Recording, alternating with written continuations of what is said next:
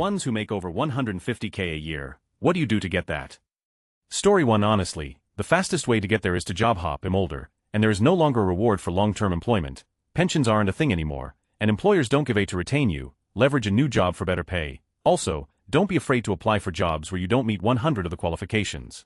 Those things are a wish list for employers, and I recommend you shoot your shot. Story 2. I started making YouTube videos about speedrunning for fun. They got popular, and each year I earned more and more from them. Now 7.5 years later, I'm doing it full-time with nearly 2 million subscribers. I'm incredibly fortunate, and didn't really seek this job out in the first place, but I'm so grateful that I get to do it. Edit Summoning Salt is my channel's name. Story 3. So this doesn't help anyone, but it certainly fits. I worked sales for a company that sold ATMs. We hired a new guy first week on the job. A Chinese bank cold call him and order no joke 20K ATMs. The dude got his bonus check and he make over 200K that year.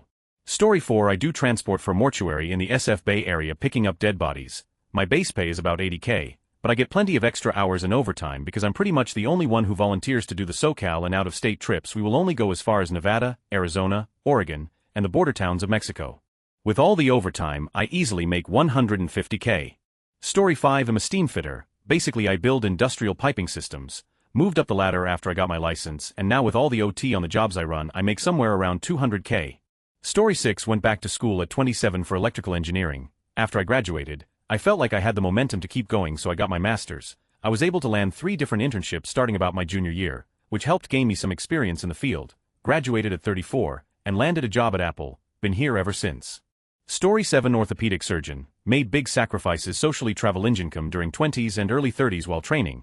I'm 36 years old, just starting my 3rd year of practice, and make 840K straight salary. Probably work about 55 hours a week. It's incredibly rewarding but also very stressful. Story 8. I'm in B2B technical sales. I sell industrial starch to paper mills and charcoal plants. Base salary is 135K YR. Over the past 5 years bonus has ranged from 40K to 70K based off company performance. We mostly hire engineers or at least people with technical background for our sales roles. Story 9. Assistant, project manager. Started working there when I was 18. Broke 100K at 34 and am currently 42. Only have a HS diploma. Most of the time switching companies is the only way to get a big salary bump, but I lucked out. Story 10. Lawyer here. Making 520 to 550K, 390K base salary and 130 to 160K in bonus.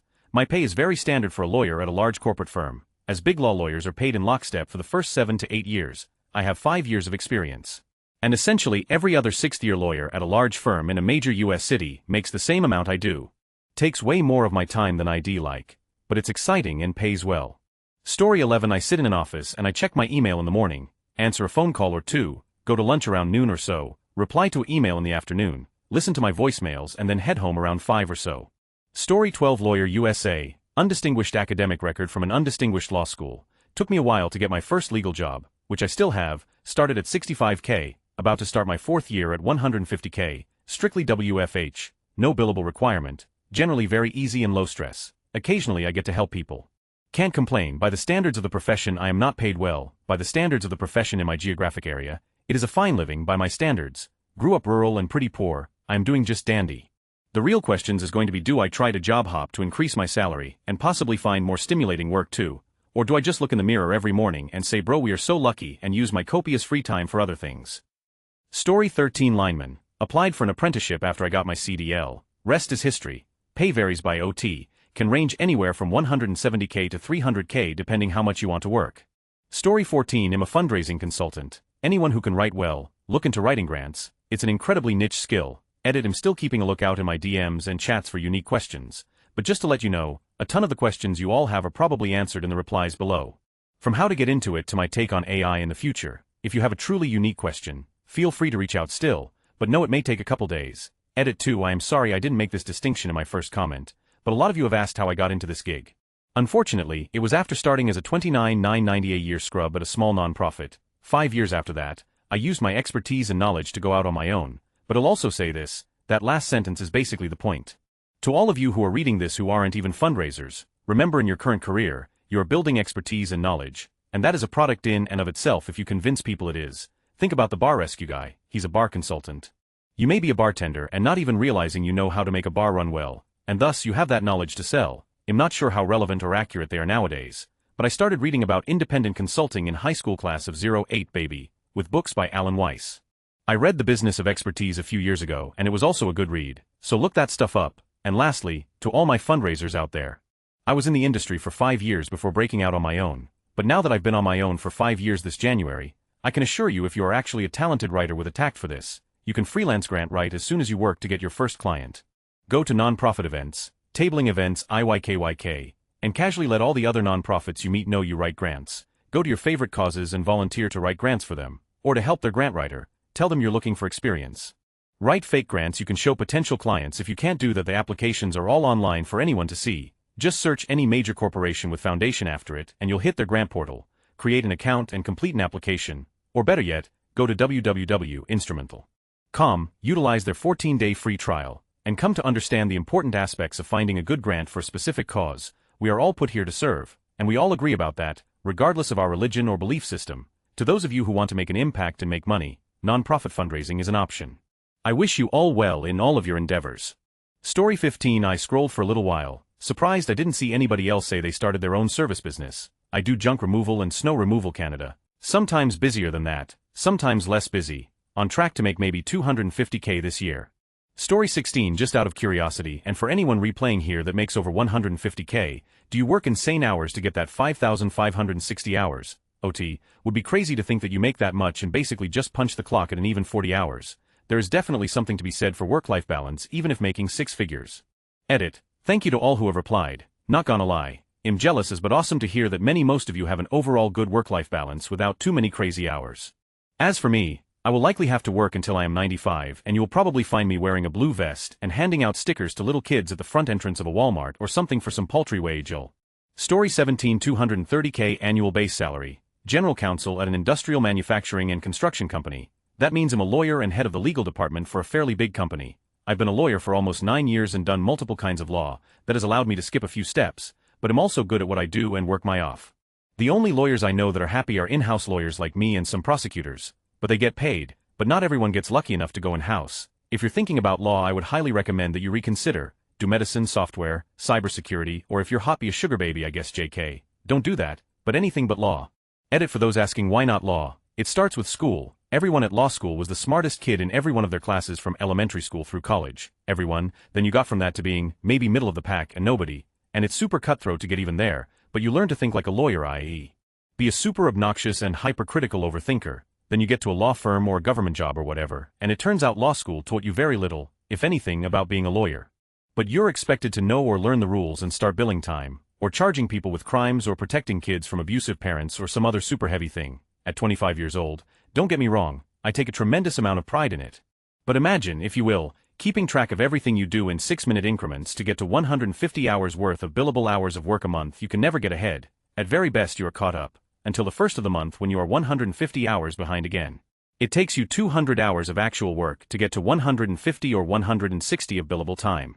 This is not an exaggeration in any sense. Imagine also being the only thing between your client and 10 years in prison, or losing their home, or losing their business or kids. In my situation, I am constantly on the lookout for problems and watching for things that may become problems. For my entire company, the mental burden is a lot.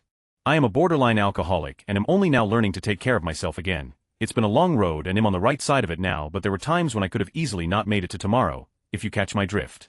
Story 18. Scalp micropigmentation artist. Took a week-long course 12 years ago after getting laid off from my job as an entertainment editor at Com, making way more money now than I ever did in publishing. Data scientist, quantitative analyst in Canada, mid-20s.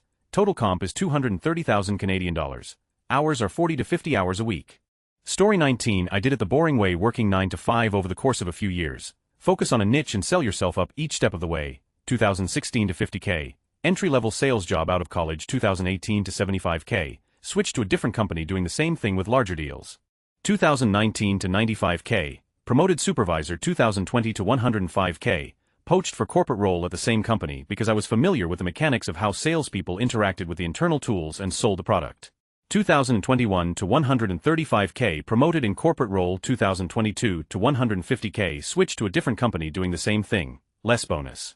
2023 to 175K. Switched roles at company. 2024 to 200K. Joined a larger company. Key thing is, I never switched industries and stuck with it when it was bad, so I learned the business at the beginning, then the systems, then watched how the industry changes over time, and then finally how money is made when things are bad. Things that worked for me. 1. Have a short-term goal and tell people Half of the battle is just telling your leaders what you want, so when the opportunity comes that matches your goal that you shared, they think of you. Caveat: do the role you were hired for effectively first, too, then keep searching for yes. I got told no at some point at every progression, so I found someone who would advocate for me and say yes. If it wasn't happening, I would then look for a company that would say yes. It's not exciting and it may not work, however I still think this approach has the highest odds with lowest risk. You gotta take that bet on yourself and put yourself out there. Good luck. Story 20 High school teacher, but I work in a HCOL area, have over a decade of experience, a master's degree, 75 hours of continuing education credits, and am working a 1-2 this year, meaning I gave up my prep period and teach 6 classes instead of 5 and get 20 extra pay. All that puts me just barely above $150K for the 24-25 school year. Presumably, next year they'll only need me to teach 5 classes and it'll be back under $150K. Also I get paid a little more in cash than many nearby districts, but my district doesn't provide health insurance, so I have to buy it on my state's exchange. Story 21 Tech sales for F100 company, averaging $225K over the last 3 years, work 30 hours a week, travel 25 of the time. It took a bit, but I learned how to swim in a big pond.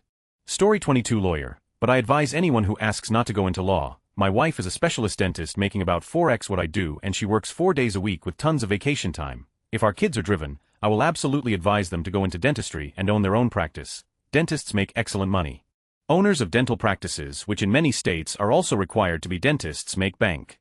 Story 23 I sell websites to small businesses. I have a whole agency with SEO guys and developers and designers. I sell $150 a month subscriptions for a website and unlimited edits. I have about 85 clients in various packages and the rest is lump sum jobs for $3,500 minimum. Currently on track to do $180K this year, no WordPress either. All custom coded. It's a nice living. Story 24 Lawyer, 5 years ago, I was an otherwise unemployed Lyft driver whose highest pay had been $50,000 a contractor. Then I went to law school. People pay lawyers a lot of money. Story 25 I started a home inspection company about 2 years ago. Hit $100K first year and already crossed $150K this year. Recently hired an admin for all the office and prep work and currently working on hiring another inspector. Need them to go out and climb in these hot Florida attics instead of me. Story 26 I only made $150K hourly as a contractor. Hired on it only approaches that with total comp, but they have 11,401K match and the company rocks, so I'm comfortable. Applications developer Salesforce. Fully remote. Work from home. If I wanted to leave and make $150K base with my experience, I imagine it would be quite trivial. But my company is awesome and so are my coworkers, and I can't tell you how much money I'd sacrifice for that. If you can learn how to code, you probably can. There is a fuckton of money people will pay you to do relatively easy jobs. Well, it's not easy. Developer work can get exceedingly stressful, but as someone who used to make 50 hours, nothing is more stressful than a 9 to 5 with 3 hours of commute that forces you to stay conscious through menial tasks for 8 hours and stay conscious of your bank account if you ever want to order a pizza or buy a video game console. I'll gladly put in 12 to 15-hour workdays and occasionally grind over weekends to avoid ever being forced to do that again. Edit I do knew it commonly do 12 to 15-hour workdays. It's just a quirk of the job. I'm salaried, so some days I work 5 hours, some days 10, some days I don't do jack, and occasionally deadlines production fires mean I'm working into the AM. I typically love my hours though. I did work one job where I was constantly working into midnight on the regular. It didn't work out, and yes, it's unhealthy, very poorly communicated. But I think my point was that I feel like most jobs that pay less than mine are significantly more time and energy consuming. At least, certainly every job I had before becoming a developer. Story 27 on behalf of my dad. He makes around $200K to $250K a year. He has got to be one of the top paid welders in Texas. He gets paid an hourly rate. On top his truck gets paid hourly as well, and then he gets a set per diem daily. When I realized that his truck made more than me, I was shocked. My first week working I made around $1,800. I was surprised to see that his truck alone made my whole check. Story 28 My husband makes just over $150K and he is a digital marketing manager for a tech company. He works from home and doesn't work a full 40 hours a week. Story 29 This thread's about to make me KMSI by underperforming businesses with certain problems I know how to solve. Then I solve the problems. Usually this means the company becomes profitable. Sometimes they'll sell the business. Other times they'll hold on to it for a while. I fire the HR department, the Karens and the complainers. I fire a lot of project managers. The company is left with only its essential people who are worth keeping. Then I raise the salaries of those who remain. They perform better. Eventually I sell the companies for 10-15x what I paid for them. Sometimes the company will regress after I've sold it, and it'll be called back in to solve problems that resurfaced. For example, one company rehired a Karen type in HR after I forced her out and automated her job functions. So I fire her again, then I fire the incompetent people she hired while I wasn't around, then I fire the people they hired. Amazingly, and to everyone's surprise except mine, the company became profitable again and everyone working there got huge bonuses. And now I'm their corporate babysitter, i.e., controlling shareholder once again. Story 30. I used to make well over as a Wall Street data scientist. Destroyed my mental health over 6 years. Kinda regret giving up so much of my time and happiness. Now I make a bit under 150K, but at least my job doesn't make me want to live. Story 31. Millwright. Union proud Canadian. Steady year 150K easy. Slow year 100K, but I get 6 months overall off. Yay busy year 200K full pension. My time off I claim EI. Vacation gets paid out twice a year. You'll never go back. Story 32. I work in IT for the government. Started off as Tier 2 help desk support with no degree like 20 years ago for a semiconductor company. Laid off twice in a 7-year span. Now I do senior IT asset management stuff along with some project management if I have to. 150K and I take no work home with me. 8 to 5 and am done for the day. It's not glamorous, but I like to share to give people without a degree hope. I've obviously been pretty lucky, but don't think you need to be stuck doing a 50K help desk job. Find a niche that you can fill or use whatever skills you already have to sell yourself. I had a pretty solid background in customer service big box middle management, so I used that to my advantage. I make it very clear that I might not be the most technical person in the bunch, but I for sure will have the best customer service rapport and have made a career out of being the bridge between IT and non-IT staff. Taking over complicated IT explanations and simplifying it the best I can. Anybody with problem-solving and comprehension skills can do what I do. Edited salary to reflect actual take-home pay. Story 33. My wife and I started selling dolls and stuffed animals for kids with disabilities, different disorders, broken bones, birthmark replica dolls, heart conditions, etc. Every niche is fairly small in their own right, but add them up and we found a market. My wife started it when our daughter was going through heart surgery and wanted her to have a special gift just for her. Was doing about 50K a year in sales on Etsy, but then took the jump to Amazon. This year we should do close to 300 in sales and still run it with just the two of us. I still work my full-time job as a computer programmer but plan to bow out soon because the 18-hour workdays are catching up to me. Just hard to take that leap with young kids. It is nice specializing in get-well gifts. It feels good to be a part of cheering people up. Story 34. HR director for tribally owned cannabis company. We're seed to sale meaning we grow it, package and sell the cannabis. Base salary is 110K with a 25 bonus based on company's performance, so I'm close to the 150. I'm an enrolled member of the Native American tribe, so we also get per capita earnings from a couple of casinos we run, which puts me over the 150K. Story 35. Engineer, grad school, did lots of math and physics, don't do math now, just sit in meetings and type at a computer about the meetings. Edit to the questions about hours. My work-life balance now is pretty great. I go in 9 and leave at 45 depending on how much progress I've made. Sometimes I just take a day off when I'm ahead. I don't work overly hard now, certainly not for a corporate master who wouldn't think twice about laying off me or colleagues if it meant short-term quarterly profit went up. But that's because I worked my off for 12 years, from high school through grad school and on my thesis. Long hours, hard hours. Time spent in practicum, at office hours almost every week for so many classes and asking so many questions of my instructors, until it wasn't just stuff I could recite for an exam but really, deep down understood. I don't do math anymore, but I still know it and can't not think in my daily life terms of matrix operations, Fourier things, optimizations, etc. In certain regards it's very nice to have the quality of life a job like this affords. It also definitely cost me 2 relationships previous to my last because I just didn't have the bandwidth to be a good partner and be dedicated to schoolwork in the way I was at that time. Story 36. My husband is a journeyman HVAC tech. His base is under 150K, but with overtime he gets pushed close to 140K. Last year he bought into the company and is now 5 owner, so the dividends on that push his earnings to over 200K. Story 37. I'm going to join the software engineer bucket, but I want to explain how I got here because it's perhaps a different path than most people in this industry took. 1. As a child I was obsessed with computers. 2.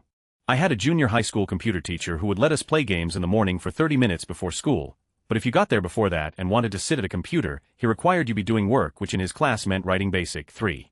To practice the games we had in class my old computer at home couldn't run. I had to write clones of them in BASIC. 4. Then I got a fancy new computer at 13, which was immediately made obsolete when the Pentium came out 6 months later. I was obsessed with downloading music files mod, S3M pre-MP3 formats from BBSs, but one day I downloaded an MP3 and my computer wasn't fast enough to play it. 5. So, I started experimenting with alternate operating systems. DOS MP3 players weren't fast enough. Linux was fun and new but also not quite fast enough. FreeBSD with MPG 123 finally let me listen to Prodigy Voodoo People, MP3 for the first time. But then I had a computer with FreeBSD 6. This was the dawn of the first age of internet mass adoption. So I needed AOL Instant Messenger, ICQ, and a web browser to talk to my friends. I had to learn how to set up dial-up networking, my sound card, my video drivers, and then ICQ and AIM didn't exist, so I had to learn how to write C so I could make my own command line clients for those some of that code made it into GAIM. 7. Went to college, had autismad, dropped out. 8. Got a job doing tech support. Boss quickly figured out I was also able to manage servers. Was promoted to sysadmin. Paid 15H in 2002. 9. kept writing code to automate myself to not having to do anything during my sysadmin job, 2003 to 2010 or so, capped out at 90k YR, averaged about 60k 10. This became a new career ladder called Site Reliability Engineering, Move Jobs, 2011 to 144k 11. Later SRE became a specialization of SWE Software Engineer. Through the past few jobs I make over 200k now 12. Now I write code for a living. Tech for me was never about a goldmine. It was just a passion that I found that happened to make money. I still look around and am surprised I'm not in a trailer park writing code for 5 people I know who really want a fancy new scripting engine for IRC chats. Story 38. I've been writing software for 40 years. I could have gotten there sooner with a few different decisions, but I'm happy where I am. That said, my son went from 50k to 80k in 5 years. Pretty sure he would have passed me by now if he hadn't passed away. Story 39. Military officer. It takes about 10 years though to pass that point. That and other conditions like married or single, duty location, incentives, allowances, etc. Story 40. I work in medical affairs at a biotech, PhD in genetics, 200k, 20 performance bonus and a company car, long-term equity incentives, health dental vision, existential crisis about what I'm doing with my life comes free. Story 41. Sell my soul to healthcare and neglect the only things I care about in the name of things I care about. Not worth it. I'm on the patient side now and I realize how people are able to make so much money in this field. I had a 15-minute intake, just asked basic questions and I was charged $960. The facility I went to also insures me. Somehow the company denied to pay for it. Absolutely ridiculous situation. Story 42. First year as a train conductor for CP Rail. I made 127k. If I had taken all of the overtime they were begging for, I would have easily made over 150. If I was a train engineer at the time, I could have made close to 200k, but of course I have a young child and my marriage was at risk, so I had to give it up. Story 43. Sound editor. I've had years where I make a bit less and a few where I make a decent amount more, but I'm hustling 247, stressing on shows, pushing, going away constantly. It's a lot. I love what I do though, so that makes it worth it ultimately. Story 44. I'm a cybersecurity engineer. I specialize in cloud security and security architecture. I was a web developer beforehand. I kind of failed upwards to a full-stack engineering position, then jumped over to security to be a DevOps engineer for a security engineering team that was starting a new practice within an established MSP. Since then the role has expanded significantly as well as the scale of the systems I've built. I'm really proud of where I'm at right now and for the future. I don't have my bachelor's degree, but did 3 years at an elite American university as a data science major before I got burnt out. So I'm educated, just not credentialed. However, soon I will be obtaining my CISSP, which is the gold standard for cybersecurity leadership. I may pursue a bachelor's later on at a place like WGU, we'll see. Story 45. I am a tenured professor of cultural sociology and black history, bachelor's from Baylor University, 2 master's degrees Yale and UCLA and a PhD in cultural sociology, race, ethnicity, culture, Columbia University. I make 161,000 years as far as my university salary goes. And I get more with 30 to 50 speaking engagements I try to max out per year, which ranges from 5k to 58k, the most I've made for one speaking engagement. Story 46. This will be a boring response. Got a BS, MS and PhD in geology, did an internship at Chevron 16 years ago, hired on at almost that amount. I tell them where to drill the next oil gas well, making almost double that amount now, well over if I cash my stock options in a couple of years. Go to school, boys and girls. Find something that gets you amped in the morning. Keep doing it. It won't be nearly as fun in 15 years, but it will pay the bills and then some if you're truly interested and successful. Story 47. Write music. And I specify write, because I'm a touring artist too, but the pay is nowhere near as good and way more demanding.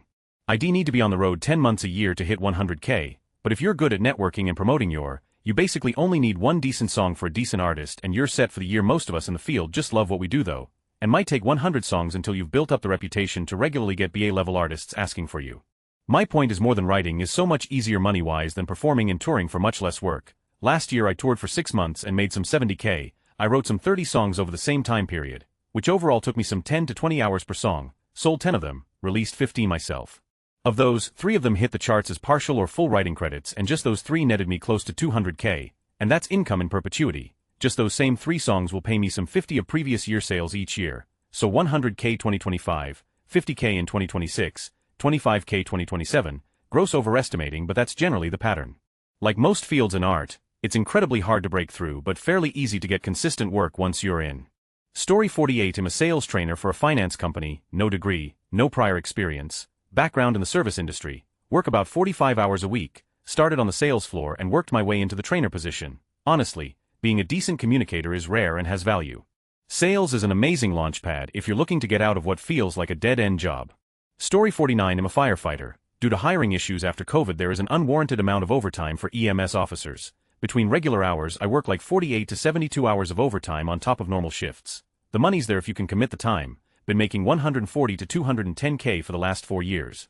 Story 50. I put it all on the line a decade ago. I worked for free building my business, while friends enjoyed weekends, camping trips and income. Turns out I was correct in my assessment that I was a better restaurant manager than most, and everyone already agreed I'm the best cook of the group. I decided to risk it all. I worked for years doing yard parties for little more than spending money. Some events I'd walk away with $50 if I was lucky, but I learned some important lessons about overhead and pricing structure. After years and finally amassing a tiny nest egg of 3,500, it took an entire summer. Is busting my I rescued a small food trailer from the scrap heap and opened on the side of the road. That was 2014. By 2016, we had quite a following, and in early 2017, we opened our full-service spot. This February will be 8 years, and last year we did $3 million in sales. It's possible to make it on work alone in the United States. The dream is very much alive, but you need to be willing to go get it. It takes work, talent, and determination. Story 51. Entry level at a nuke plant. Needs minimal college 2-year degree, some science credits or Navy nuclear experience. First year is training for the job and pays about $80K, then after qualifying it's $150K to $200K based on how much overtime you want to work. From that spot you can move into licensing as an operator or for management and start clearing $250K to $300K. Story 52. Run a textile welding LLC. Is lucrative here in CA and a few other states. Dad and I started it back in 2015. We both on a good year after taxes make $400 to $480K yearly. No, you don't need a degree to do what we do, but it helps when you went to college for econ and business, haha. Story 53. I made dashboards for CEOs of some of the biggest companies in the world. Retired at 31 and now I drink roughly 20 beers a day in Vietnam. If you want the real answer, I was good at communicating between business sales, marketing, legal teams and development teams, programmers, designers, engineers. It turns out that business people and technical people are like oil and water. And if you can speak both languages, they will pay you an obscene amount of money to facilitate meetings in between your blitz chess games. If you want to know how I got there, I started as a SQL monkey turned data analyst turned strategy consultant who just analyzed data with a fancier title. The big money came when I became a product manager, which was the easiest and least fulfilling job of my career, paying upward of $160K YR. About the dashboards. No matter what my role or responsibility was, I always found opportunities to distill good information to my boss's boss in a way they could act on it. Make things easier for the big guys and they will remember you, regardless of your day job. Story 54. Medical science liaison. Medical educator for physicians to keep them up to date on industry standards and innovations requires a professional degree. Story 55. I work a very niche government job with an agency that does not get its funding from congressional appropriations. Therefore, we have our own pay scale. I make $235K and most of my peers in the same job outside of government are probably in the $80K to $90K range. Normally I have a pretty good work-life balance, but sometimes it's 60-hour weeks like this week is turning out to be. Story 56. Principal consultant for Red Hat, Inc., top secret clearance. I travel all around the USA to build and or fix Red Hat applications in secure locations, usually surrounded by grim-faced men with guns. 290 nights in a hotel last year. Will exceed that this year. That said, I love my job, no sarcasm. Story 57. MD. Go on residency or medical school and you'll find dozens of posts comments about how medicine isn't worth it anymore. But I struggle to think of a single field where you are quite so guaranteed to make $200K just for reaching the end of your training and finding a job. Realistically, even in the lowest paid specialties the floor is $200K and probably higher. Story 58. I work as a substation electrical engineer. I have 11 years of experience in the industry and am 12 years out of college with my bachelor's in electrical engineering. Base is $145K, but with a bonus it's about $156. Story 59. Software engineer. Took a break from college. Software was the only marketable skill I had. It was supposed to be temporary, but it's treated me so well I saw no reason to return to school. Story 60. Man, reading all these comments is discouraging. I salute y'all for grinding hard. Man, I'm just an introvert working pest control. Don't even make half of what you'll make. Biggest thing is I'm always scared to do things that make me uncomfortable. Change occurs a lot doing my daily job and I do have to problem solve, but I just hate doing stuff I'm new at because I had everything I first started. I failed out of college, so have no degree, and my previous job experience is fast food at McDonald's. I've been cheating though, so I was able to get my dream car, but I slightly overpaid for it. I'll have it paid off this year and then I'll save up for a house, but the money I'll have in 5 years from saving y'all would have in 8 months easy. Appreciate the advice though.